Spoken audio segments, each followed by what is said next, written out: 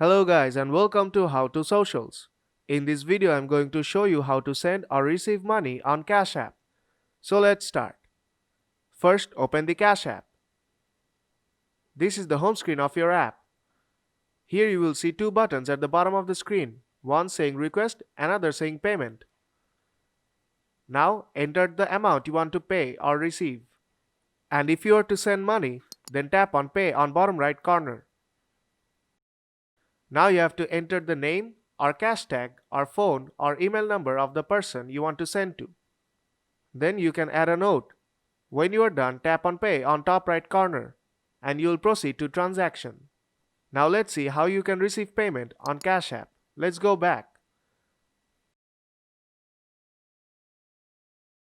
Now tap on request.